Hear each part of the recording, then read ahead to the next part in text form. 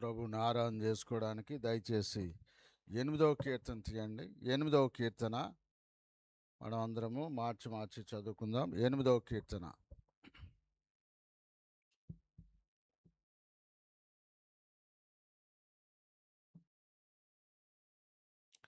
ఇది దావీదు రాసినటువంటి కీర్తనగా పైన అక్కడ వ్రాయబడి ఉంది.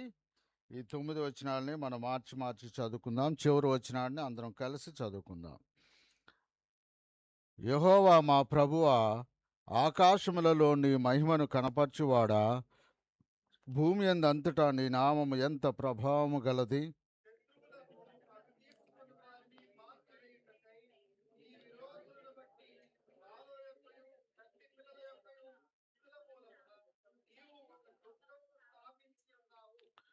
నీ చేతి పని అయిన నీ ఆకాశములను, నీవు కలుగజేసిన చంద్ర నక్షత్రములను నేను చూడగా,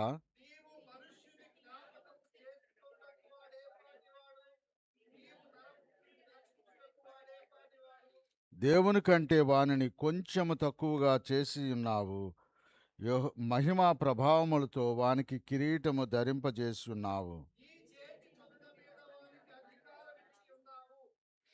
గొర్రెలన్నిటినీ, ఎడ్లనన్నిటినీ, అడవి మృగములను, ఆకాశ పక్షులను, సముద్ర మత్స్యములను,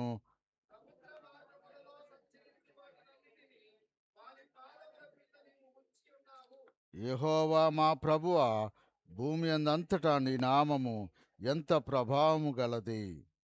ప్రేమగల మా పరలోకపు తండ్రి, మహోన్నతుడైన మా దేవ, ఉదయకాల సమయంలో మిమ్మల్ని ఆరాధన చేయడానికి ప్రభా, ఇదిగో 8వ కీర్తన మేము చదువుకొని ఉండగా, ఈ కీర్తనలో నుండి మా ఆరాధనకి కావలసినటువంటి మాటలు మాకు అనుగ్రహించండి ప్రభా. ఇదిగో తండ్రి నాయన, మీరు మాకు మాటలు అనుగ్రహించినడలా వాటిని బట్టి మిమ్మల్ని ఆరాధన చేసి ప్రభా, ఇదిగో మీ యొక్క ఘనతను బట్టి మిమ్మల్ని కీర్తించుటకు మీరు మాకు సహాయం దయచేయమని, నిలవబడినటువంటి నిష్ప్రయకుడైన మీ దాసుని జ్ఞాపకం చేసుకోమని యేసు నామంలో ప్రార్థించి వేడుకుంటున్నాము తండ్రి, ఆమేన్.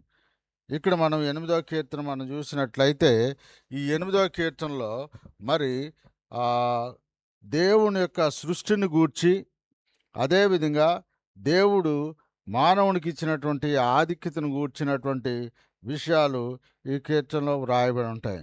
ఇక్కడ మనం చూసినట్లయితే మరి దావీదు తన అనుభవంలో నుంచి మరి దేవుడి యొక్క సృష్టిని తను చూస్తూ ఉన్నప్పుడు దేవుడు ఎంత ప్రభావం కలిగినవాడో, ఎంత గొప్పవాడో ఇక్కడ మనకి చూపిస్తాడు. యెహోవా మా ప్రభువా, ఆకాశములలో నీ మహిమను కనపరచువాడా. ఇక్కడ మనం చూసినట్లయితే మనకి కనిపించేది ఒక ఆకాశం కదా. మామూలుగా లిటరల్గా బయటికి వెళ్ళి మనం చూసినట్లయితే మనకు కనిపించేది ఆకాశం ఒకటి. కానీ మరి 3 ఆకాశాలు ఉన్నాయి అని కొంతమంది చెప్తారు, థియాలజియన్స్, మరి బైబిల్ పండితులు. కొంతమంది ఏమో 7 ఆకాశాలు ఉన్నాయని చెప్తారు. ఆకాశములు, మహాకాశములు, పరమాకాశములు అని చెప్తారు.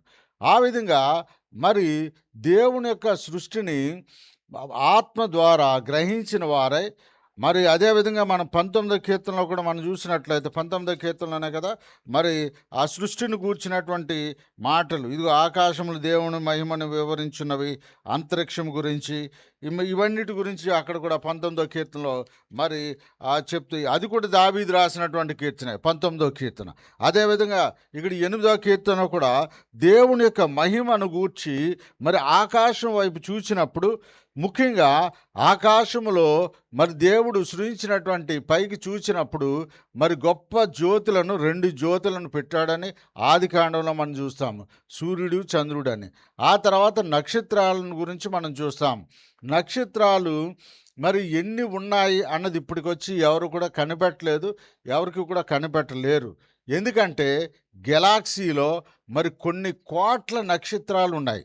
అయితే ప్రతి నక్షత్రము కూడా దేవునికి తెలుసు. ఎందుకంటే దేవునికి తెలుసు అని ఎందుకంటున్నానంటే, ప్రతి నక్షత్రానికి ఆయన అది పేరు పెట్టాడంట. ప్రతి నక్షత్రానికి పేరు పెట్టాడు. ఇక్కడ ఉన్నటువంటి మనము అనేక సంవత్సరాల నుంచి మన అందరము మందిరంలో ఉన్నాం కదా.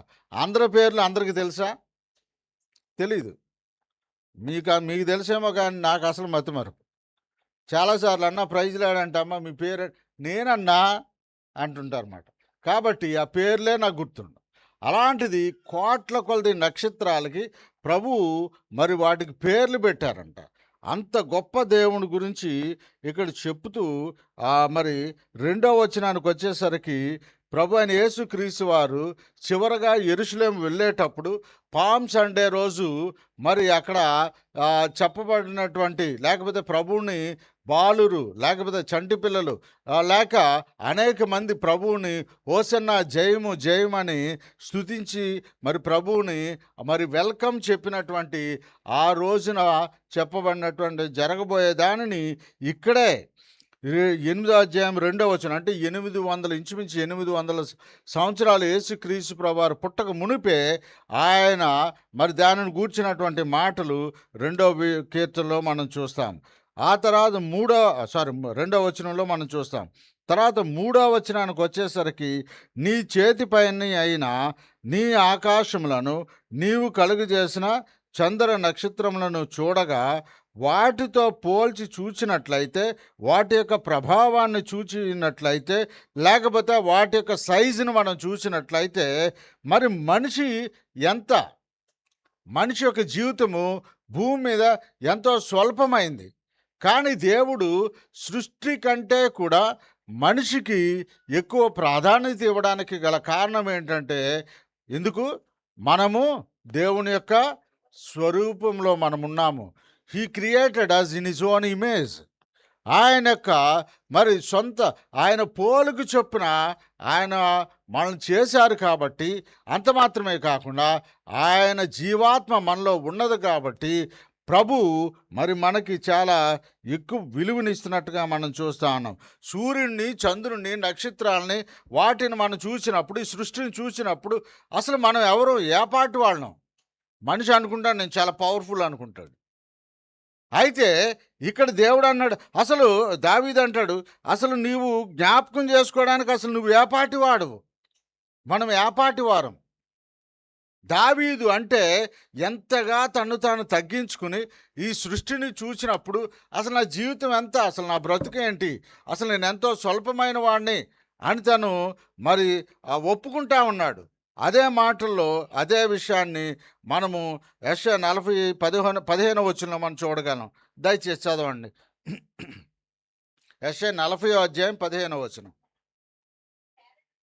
జనములు చాద నుండి జారు బిందువులు వంటివి, జనులు త్రాసు మీద ధూళి వంటి వారు. ఇక్కడ మనం చూసినట్లయితే జనములు చాద నుండి జారు బిందువులు వంటి వారు. చేద నుంచి నీళ్లు తీసినప్పుడు బకెట్తో మరి ఆ బావిలో నీళ్లు తోడినప్పుడు ఆ బకెట్ నుండి కొన్ని నీళ్లు కిందకు జారిపోతూ ఉంటాయి. అది జస్ట్ అవి కనిపించి ఇట్లా బకెట్ పైకి తీసినప్పుడు ఆ యొక్క మరి బిందువులు అలా కనిపించి వెంటనే మరలా ఆ నీటిలో పడిపోతాయి. అట్లాంటి జీవితం మంది పైకి జస్ట్ అట్లా కనిపించి అలాగా మరలా బావిలో కలిసిపోతాయి ఆ నీళ్లు. అలాంటి బిందువులు లాంటి వారమంట. ఇంకేంటి జనులు త్రాసు మీది ధూళి వంటి వారు, ధూళి లాంటి వాళ్ళం మనం. ఆ విషయాన్ని మనం మర్చిపోక చాలాసార్లు మనిషి అహంకారంతో నేను అంటాడు. నెబుకద్నెజరు నేను అన్నాడు. నా జ్ఞానంతో నా ప్రభావం కాదా, నా జ్ఞానము కాదా, నా బలం కాదా అని అనుకుంటాడు. అయితే మరి నెబుకద్నెజరు అలా అనుకున్నాడు. ఆ తర్వాత దాని పర్యవసానం మనందరికీ తెలుసు. ఆ తర్వాత ఇక్కడ మనం చూస్తే త్రాసు మీద ధూళి వంటి వారు, ధూళి లాంటి వాళ్ళం. అంటే అది అసలు ధూళిని మనం ఇలా చేతితో పట్టుకున్నాం అనుకోండి, కొంచెం ఇట్లా ధూళి తీసా అనుకోండి, ఎన్ని కణాలు వస్తాయి? కొన్ని వేలు లేదా కొన్ని లక్షల కణాలు వస్తాయి. అంటే దాంట్లో ఎంత మన జీవితం ఎంత స్వల్పమైందో మనకు అర్థం కావడంలే.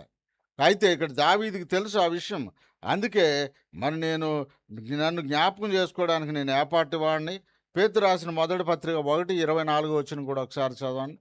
పేతురు రాసినటువంటి మొదటి వచనము 24 వచనం, మొదటి అధ్యాయం 24 వచనం. శరీరులు గడ్డిని పోలిన వారు, వారి అందమంతియు గడ్డి పువ్వు వలె ఉన్నది. గడ్డి ఎండును, దాని పువ్వును రాలును. మనుషులందరూ ఎలా ఉన్నారంట? గడ్డి వంటి వారు. గడ్డి. ఇక్కడ 3 విషయాలు అప్పుడే మనం చూసాం. ఒకటేంటంటే మనం ఎలాంటి వారము? చేద నుండి జారే బిందువులు. రెండోది త్రాసు మీద ధూళి. మూడోదేంటి? గడ్డి వంటి వారు. సర్వ శరీరులు కూడా గడ్డి వంటి వారు. ఆ తర్వాత వారి అందమంతయు గడ్డి వలె. వారి అందం సాధారణంగా మరి అందంగా ఉండడానికి అందరూ ప్రయత్నం చేస్తారు. అయితే వారు అందాన్ని బట్టి అతిశయించే వాళ్ళు ఉన్నారు, అందాన్ని అమ్ముకునే వాళ్ళు ఉన్నారు, అందంతో బిజినెస్ చేసే వాళ్ళు ఉన్నారు.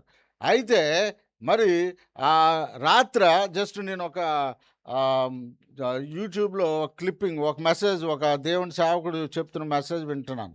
అసలు ఆయనని ఒకప్పుడు నేను చాలా కాలం ఆయన చూసి, అయితే ఆయన్ని చూసినప్పుడు చాలా హ్యాండ్సమ్గా ఉండేవాడు. పెద్ద ఆయన, నా ఇంచుమించు 70 సంవత్సరాలు అట్లా ఉంటాయి. అయితే ఇంచుమించు ఒక 2 ఇయర్స్ తర్వాత మరలా చూసి అసలు ఆయన గుర్తుపట్టలేకపోయా.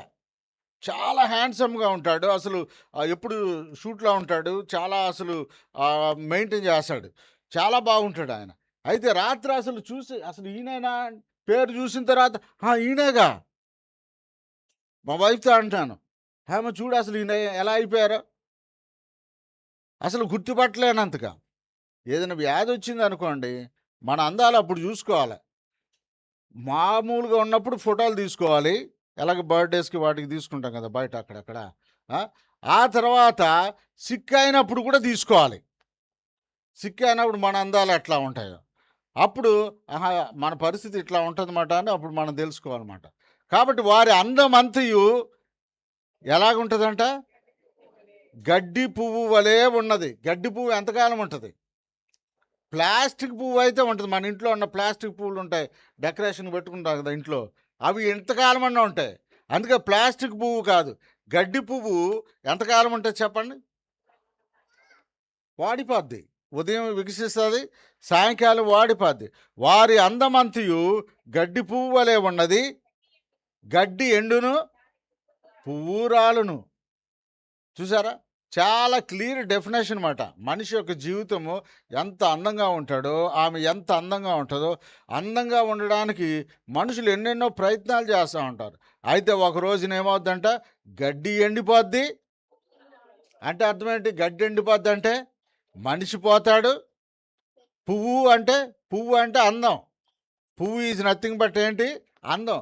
ఆ అందం కూడా రాలిపోద్ది. అయితే ప్రభు వాక్యం ఎల్లప్పుడూ నిలుచును. అన్నీ ఎండిపోతాయి, కానీ నిత్యము నిలిచేది మాత్రము దేవుని వాక్యము. తర్వాత 103వ కీర్తన 15వ వచనం కూడా చదవండి. 103వ కీర్తన 15వ వచనము. నరుని ఆయువు గడ్డి వలెనున్నది, అడవి పువ్వు పూయినట్లు వాడు పూయును. కాబట్టి నరుని ఆయువు గడ్డి. అలా మనం అనుకోం కదా. నేను గడ్డిని అని అనుకుంటారు ఎవరన్నా? ఎవరు అనుకోరు. నేను చాలా పవర్ఫుల్ అనుకుంటాడు. నాకు చాలా బలం ఉంది, నా మాటకు తిరగలేదు అనుకుంటాడు. అయితే మరి ఇక్కడ మనం చూసినట్లయితే మరలా ఇదే దావీదు మరలా ఇక్కడ అంటున్నాడు ఏంటి? 103వ కీర్తనలో నరుని ఆయువు గడ్డి వలె ఉన్నది అంటే స్వల్పమైనది, టెంపరరీ అని ఇక్కడ మనకు చెప్తా ఉన్నట్టుగా మనం చూస్తా ఉన్నాం. అలాంటి మనిషి జీవితంలో దేవుని యొక్క ప్రభావము లేకపోతే దేవుడు కలుగు చేసుకుంటా ఉన్నాడు. నీవు నరపుత్రుని దర్శించుటకు వాడేపాటి వాడు. ఆయన దర్శించాడు మనుషుల్ని. అనాది కాలం నుంచి కూడా దేవుడు, God wants to have relationship, uninterrupted relationship, disconnect కాని రిలేషన్షిప్ మనిషితో దేవుడు సంబంధం కలిగి ఉండాలని అనాది కాలం నుంచి కోరుకుంటా ఉన్నాడు. ఎప్పుడు? ఆదాము నుంచి మనం చూసినట్లయితే ఆదామును దేవుడు సృష్టించాడు. సరే, వాళ్ళకి అన్నీ ప్రొవైడ్ చేశాను కదా ఏదైనా వనంలో, ఇంకా వాళ్ళతో నాకు పనే ఉందిలే అని అనుకోలేదు దేవుడు. ప్రతిరోజు వాళ్ళతో సహవాసం కలిగి ఉండడానికి ఇష్టపడినటువంటి దేవుడు మరి ఆదాము నుంచి 4000 సంవత్సరాల వరకు ఆయా రకాలుగా దేవుడు మనుషుని దర్శిస్తూ ఉన్నాడు. ప్రవక్తల ద్వారా, తన వాక్కు ద్వారా, మరి అనేక రీతులుగా. అలాంటి దేవుడే మరలా ఇంకా ఇంటెన్సిఫై, ఇంకా తీవ్రతరం చేశాడు దేవుడు. మనిషితో రిలేషన్షిప్ నేను కలిగి ఉండాలని. ఎలాగంటే ఆయన తన కుమారుని ఈ లోకానికి పంపించడం ద్వారా ఇప్పుడు ఆయన కుమారుడైనటువంటి మన ప్రభు అయిన యేసుక్రీస్తు వారు మనిషిని దర్శిస్తూ ఉన్నారు. ఆయన భూలోకానికి వచ్చారు, 33.5 సంవత్సరాలు ఆయన జీవించారు. ఆ తర్వాత మరి పరిశుద్ధాత్మ దేవుడు మనతో సహవాసం కలిగి ఉంటారు. కాబట్టి దైవ దర్శనము మనకి కలుగుతూ ఉన్నది ఆయా కాలాలలో, ఆయా మరి పరిస్థితులను బట్టి. అయితే ఇప్పుడు దేవుని యొక్క దర్శనం మనకు ఎలా దొరుకుతూ ఉంది? ఎలా దొరుకుతుంది చెప్పండి? దైవ దర్శనం ఈ చివరి దినాల్లో మనకు ఎలా దొరుకుతుంది? వాక్యము దేవుడై ఉన్నాడు. కాబట్టి ఆయన వాక్య రూపంలో ఆయన మనం దర్శిస్తూ ఉన్నాడు. కాబట్టి ఉదయకాల సమయంలో ప్రభువుని ఆరాధన చేయడానికి, ప్రభా ఇదిగో అడవి పువ్వు వంటి అందము నాది, గడ్డి వంటి జీవితము నాది, అలాంటి జీవితము మరి అమ్మ దయచేసి ముందుకు వచ్చేసేయండి. పిల్లలు లేని చిన్నపిల్లలు ఉన్నవాళ్ళు అనుకున్నాండి, మిగిలిన వాళ్ళు ఎదరగరండి, పర్వాలేదు, ఎదర చాలా ప్లేస్ ఉంది. కాబట్టి ఇక్కడ మనం చూసినట్లయితే మరి ఆ వాక్యంలో చూసినట్లయితే ఆయన మనల్ని దర్శించినట్లుగా మనం చూస్తాం. కాబట్టి ప్రభువా ఇదిగో మీ కుమారుడైన ప్రభువైన యేసుక్రీస్తు వారి ద్వారా, ఇదిగో పరిశుద్ధాత్మ తండ్రి, ఇదిగో మీ వాక్యం ద్వారా అనేక రీతులుగా మీరు మమ్మల్ని దర్శిస్తున్నారు. నాయనా నీవు నన్ను దర్శించడానికి నేను ఏపాటి దానను, ఏపాటి వాడను, కానీ మన ప్రభువుని ఆరాధన చేయవలసిన వారమై ఉన్నాం. ప్రభువు మొదటగా మనల్ని దర్శించారు. రెండవదిగా 5వ వచనం చదవండి దయచేసి, 8:5. దేవుని కంటే వానిని కొంచెము తక్కువగా చేసి ఉన్నావు. కొంచెమే అంటే నిస్వార్థముగా, అసలు నాకంటే కొంచెమే, నువ్వు తక్కువ అని ప్రభు దేవుడికి ఆయనకున్నటువంటి ప్రభావాన్ని మనిషికిచ్చారు. మనం గడ్డి లాంటి వాళ్ళమని ప్రభువుకి తెలుసు. అయినా సరే మనల్ని ప్రేమించి మనల్ని ఘనముగా ఎంచి ఏం చేశారంట? దేవుని కంటే కొంచెమే తక్కువగా చేశారు అని చెప్పి ఇక్కడ ఇది రెండవది. మూడవదిగా మహిమా ప్రభావములతో వానికి కిరీటము. మనందరి తల్ల మీద కిరీటాలు ఉన్నాయా? చూసుకోండి. కిరీటాలు, ఆత్మ సంబంధమైనటువంటి కిరీటాలు ధరింపజేశాడు. కిరీటాలు ధరించే వారిని ఏమంటాము? రాజులు. అందుకే రాజులైన యాజక సమూహము, రాజులుగా ప్రభువు మనం చేశాడు. కాబట్టి ఆ రాజు టీవీ మనం కలిగి ఉండాలి. అర్థం ఉందండి? రాజులుగా చేశాడు. ఇక్కడ మనం చూసినట్లయితే మరి రాజు వంశంలో మనల్ని ఉంచారు. రాజులకు అధికారం ఉంటుంది. అందుకే ఆ క్రింద అంటాడు ఇంకా, ఇదిగో దయచేసి 21వ కీర్తన 3వ వచనం కూడా చదవండి. 21వ కీర్తన 3వ వచనం. శ్రేయస్కరమైన ఆశీర్వాదములతో నీవు అతనిని ఎదుర్కొనుచున్నావు, అతని తల మీద అపరంజి కిరీటము నీవు ఉంచి ఉన్నావు. అపరంజి కిరీటము. కాబట్టి దేవుడు మనల్ని రాజులుగా చేశాడు, భిక్షగాళ్ళుగా మనం చేయలేదు. అర్థం ఉందండి? కాబట్టి ఒకవేళ ఆర్థికంగా మనం హెచ్చు తగ్గులు ఉండొచ్చు, మన దేశ పరిస్థితిని బట్టి సామాజిక పరిస్థితులు రకరకాలుగా ఉండి ఉండొచ్చు. కానీ మనం రాజులమే. ఇక్కడ ఉన్నంత వరకు కూడా మనము రకరకాల బ్యాక్గ్రౌండ్స్ నుంచి వచ్చిన వాళ్ళం మనం. అయినా సరే మనల్ని ప్రభు రాజులుగా చేశారు. కాబట్టి ఇక్కడ మనల్ని ప్రభు ఇదిగో నీవు నన్ను రాజుగా చేశావు. 6వ వచనంలో నీ చేతి పనుల మీద వానికి అధికారం ఇచ్చావు. ఇక్కడ చాలా విషయాలు చూసాం మనం. ఏది? ఆయన మనం దర్శించారు. రెండవది ఆయనకంటే కొంచెం తక్కువగా చేశారు. మూడవది ఆయన మన కిరీటాన్ని ఇచ్చారు. నాలుగవది ఆయన మనకి అధికారాన్ని ఇచ్చారు. అధికారాన్ని ఎక్కడ? ప్రారంభంలోనే ఇచ్చారు. 1:28 చదవండి. ఆదికాండం 1:28. దేవుడు వాటిని ఆశీర్వదించెను.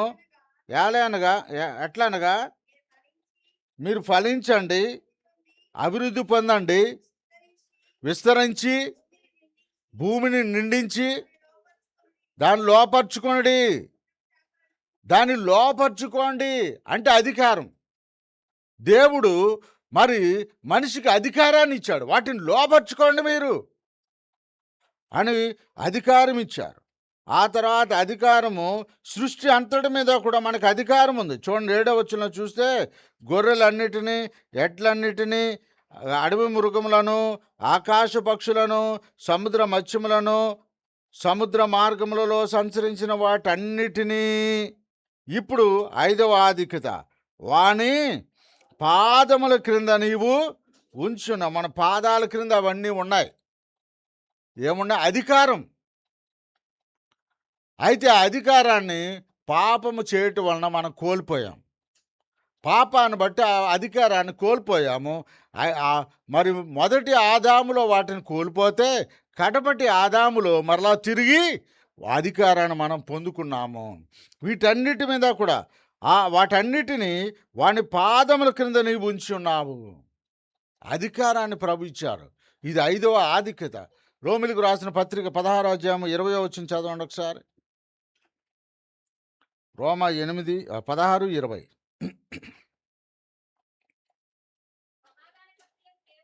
సమాధానకర్తయగు దేవుడు అది మన కాళ్ళ క్రింద ఎవరినంట? సాతానును శీఘ్రముగా చితక త్రొక్కించును. ఇక్కడ 2 విషయాలు మీరు గమనించాలి. 8వ వచనంలో మనిషి యొక్క పాదాల క్రింద ఏముంది? ఎవరున్నారు? మొత్తం సృష్టి అంతటినీ కూడా ఏది? 8వ కీర్తన 8వ వచనంలో 8వ కీర్తన 8వ వచనంలో మనం ఏం చూసాము? వాని పాదముల క్రింద సమస్త సృష్టిని ఉంచారు, అధికారాన్ని ఇచ్చారు. ఇప్పుడు అంతకంటే శ్రేష్టమైనటువంటి ఒక గొప్ప కార్యం ఏంటంటే ఏది? ఇప్పుడు మనం చదువుకున్న రోమా 16:20 వచనం ఏంటంట? మనిషి యొక్క మీ పాదముల క్రింద శీఘ్రముగా సాతాన్ని చితక త్రొక్కించును. అది ఒకప్పుడైతే సాతాను మనం త్రొక్కాడు, అవునా? మనం ఎక్కడున్నాం? సాతాను పాదాల కింద ఉన్నాం. ఇప్పుడు ప్రభు ఆయన యొక్క రక్త ప్రభావముతో, ఆయన శిలువ శక్తితో మనల్ని వాని యొక్క కాళ్ళ క్రింద నుంచి మనల్ని తీసి ఇప్పుడు వాడిని మన పాదాల క్రింద ఆయన పడవేసిన మన పాదాల క్రింద వాడిని చితక త్రొక్కించేటువంటి అధికారం మనకిచ్చారు. మన ప్రభు అయిన యేసుక్రీస్తు కృప మీకు తోడై ఉండునుగాక అని అక్కడ చెప్తున్నటువంటి మాటలు మనం చూస్తూ ఉన్నాము. కాబట్టి ఇది అద్భుతమైనటువంటి కృపగా మనము 6వదిగా మనం చూస్తూ ఉన్నాం. తర్వాత చివరగా 7వదిగా 9వ వచనం, 8వ కీర్తన 9వ వచనం. యెహోవా మా ప్రభువా, భూమి అంతటా నీ నామము ఎంత ప్రభావము గలది. అన్నిటికంటే ఈ 6 కూడా ఇంకా అతి శ్రేష్టమైనది ఏంటంటే ఆయన నామమును మనకు ధరింపజేస్తున్నారు. ప్రభు ఆయన నామము ఇప్పుడు మనం చెప్పుకున్నాం చూసారా? మనల్ని ఆయన దర్శించారు, ఆయన కంటే తక్కువగా చేశారు. ఇట్లాగన్నీ మనం చూసుకుంటూ వస్తే వీటన్నిటికంటే కూడా అతి శ్రేష్టమైంది, అతి గొప్పది మరి ఏంటంటే మరి ఆయన నామము. ఇప్పుడు ఆయన నామములో మనము అందరము ఏం చేశాము? బాప్తిసం పొందాం. ఆయన నామం మనం ధరించాము. ఇప్పుడు ఆయన నామాన్ని ధరించిన మనము ఆయన నామాన్ని భరించాలి కూడా. చూడండి ఒకసారి అపోస్తలుల కార్యము తీయండి, 9:15 చదవండి.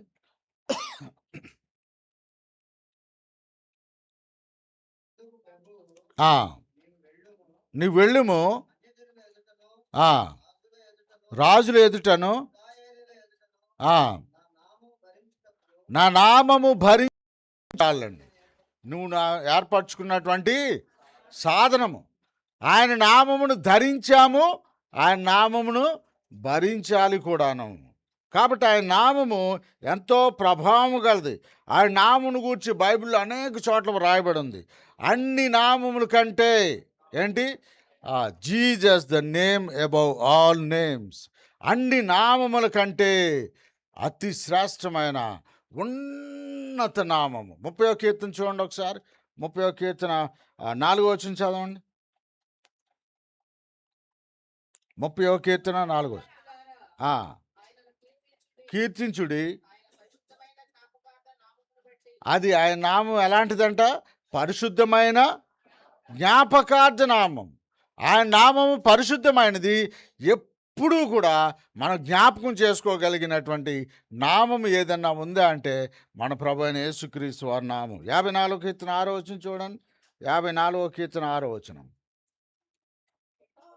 యెహోవా నీ నామము ఉత్తమము. ఇందాకేమో ఏంటి, పరిశుద్ధమైన జ్ఞాపకార్థమైన నామము. ఇక్కడేమంటాడు, మీ నామము ఉత్తమమైన నామము. ఉత్తమమైన నామము. 68:4 చదవండి. కీర్తన 68:4. అది ఆయన నామమును బట్టి స్తోత్రగానం చెయ్యండి. 69:36 చదవండి. 69వ కీర్తన. ఆయన నామమును ప్రేమించువారు అందులో నివసిస్తారు.